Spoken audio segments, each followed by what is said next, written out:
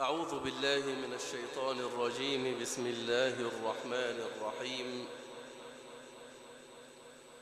الحمد لله الذي بنعمته تتم الصالحات وتفيض،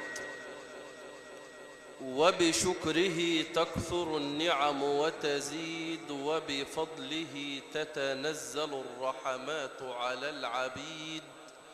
الأمر أمره، والملك ملكه، والحكم حكمه، والقضاء قضاؤه، والكل عباده، ولا يخرج شيء عن سلطانه. الحمد لله الذي عرف عباده به فعرفوه، وأعطاهم فوق ما طلبوه ولكنهم أنكروه. سل إبراهيم عن قومه لماذا حركوه، وسل المجرمين عن يحيى لماذا قتلوه. ثم سمعونا الصلاة على سيدنا رسول الله. ووحدوا الله. أنا بنستأذن الجماعة اللي بيتكلموا، احنا في موعظة. الموت دي موعظة، من لم ينفعه الموت واعظا فلن تنفعه المواعظ. القارئ بيقرأ، لازم نبقى مع القارئ ونستمع للقارئ. وإذا قرئ القرآن فاستمعوا له وأنصتوا. طلع الخطيب يتكلم لازم نسمع له. ليه؟ بيقول لك قال الله أو قال رسول الله. يا أيها الذين آمنوا لا ترفعوا أصواتكم فوق صوت النبي ولا تجهروا له بالقول. يبقى أول الخطيب ما يقول قال رسول الله كلنا نستمع إليه. فوحدوا الله وصلوا على سيدنا رسول الله. سل إبراهيم عن قومه لماذا حركوه، وسلهم عن السيد المسيح ظنوا قتله وما قتلوه وما صلبوه. وسل دار الندوة عن محمد فقائل يقول اخرجوه، والآخر يقول اسجنوه، وزعيمهم أبو لهب يقول اقتلوه، ورب العزة من فوق السبع الطباق يقول شقوا صدره واغسلوه، وبالحكمة والإيمان املؤوه، ويا ملائكة الرحمن افتحوا له كل الأبواب، وعند سدرة المنتهى اتركوه، ويا حجب الأنوار انكشفي لمحمد حتى يراني، فهو حبيبي وأنا ربه الذي لا إله إلا هو. فنزل الحبيب إلى الأرض وقال ليس للكون إلها إلا الله فوحدوه. وأشهد أن لا إله إلا الله وحده لا شريك له، وأشهد أن سيدنا وقائدنا وإمامنا وشفيعنا محمدًا عبده ورسوله. اللهم صل وسلم وبارك عليك يا سيد الكونين، ويا إمام الحرمين الشريفين، ويا شفيعنا في الدارين، ويا جد الإمامين العظيمين الإمام الحسن والإمام الحسين. يقول ربنا سبحانه وتعالى في كتابه: بسم الله الرحمن الرحيم. كل نفس ذائقة الموت. كل نفس ستموت، كل نفس ستدخل القبر، كل نفس ستحاسب، كل نفس ستقف أمام جبار السماوات والأرض. ولكن ماذا بعد دخول القبر؟ انت أعددت وعملت حسابك لدخولك القبر، عملت حسابك لأول ليلة في القبر. هل انت عطيت للبنات حقهم ولا لا؟ انت عطيت لابن أخوك اليتيم حقه ولا لا؟ انت ظلمت الناس ولا لا؟ انت اتكلمت على الناس بالغيبة والنميمة ولا لا؟ أول ليلة في القبر إما ستكون أسعد الليالي على الميت أو أسود الليالي عليه. أسأل الله رب العالمين أن يجعلها أسعد الليالي، على حسب عملك، على حسب اللي انت بتعمله. ما تبقاش ماسك لي سبحة 60-70 متر في ايدك ورايح جاي على الجمع تصلي وواكل ميراث البنات. ما تبقاش جاي رايح على الجمع وظالم الناس. ما تبقاش رايح جاي على الجمع وواكل ملء ابن اخوك اليتيم. سيدنا موسى عليه وعلى نبينا الصلاة والسلام لما دفن أخاه هارون وقف سيدنا موسى أمام قبر أخاه هارون يبكي، فإذا بالمولى جل وعلا يقول له: يا موسى ما الذي يبكيك؟ أنت بتبكي ليه؟ أنت بتعيط ليه يا موسى؟ قال له: يا رب كيف أقول لك ما الذي يبكيني وأنت الذي خلقتني؟ قال له: يا موسى إذا كنت تبكي خوفا من ناري فقد حرمتها عليك، وإذا كنت تبكي طمعا في جنتي فقد جعلتك من أهلها. قال له: لا يا رب، لا هذا ولا ذاك، أنا ما بنبكيش ولا عشان ده ولا عشان ده. قال له: امال بتبكي ليه يا موسى؟ أنا جبت لك العلتين اللي أنت عاوزهم.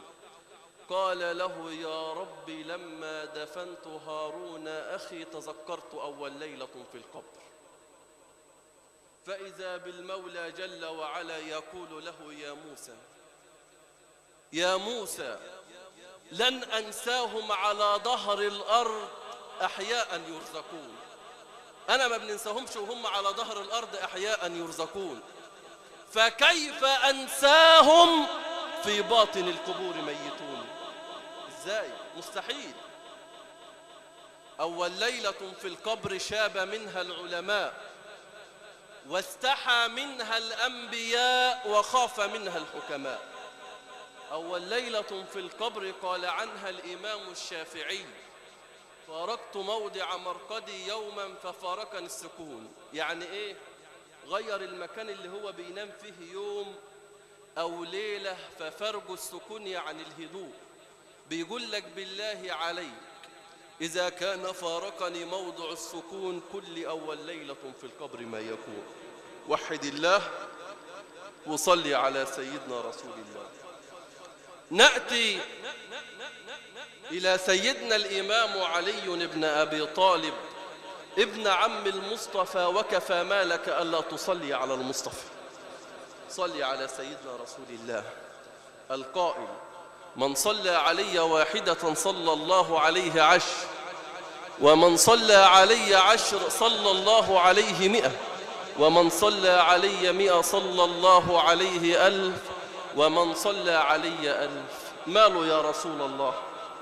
اللي بيصلي عليك مرة ربنا بيصلي عليه 10، واللي بيصلي عليك 10 ربنا بيصلي عليه 100، واللي بيصلي عليك 100 ربنا بيصلي عليه 1000. طب اللي بيصلي عليك 1000 ايه اللي بيحصل له يا سيدنا النبي؟ قال: ومن صلى علي 1000 زاحمت كتفه كتفي على باب الجنة. صلي على سيدنا رسول الله. سيدنا الإمام علي بن أبي طالب جاله واحد وقال له: يا إمام، جئت إليك لتكتب لي عقد دار. وحد الغفار. واحد شاري بيت ورايح لسيدنا الإمام علي بن أبي طالب ابن عم المصطفى، وكفى مالك ألا تصلي على المصطفى.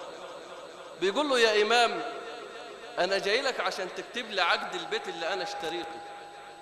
فنظر الإمام علي للرجل فوجد الدنيا قد تغيبت عليه، تكالبت عليه.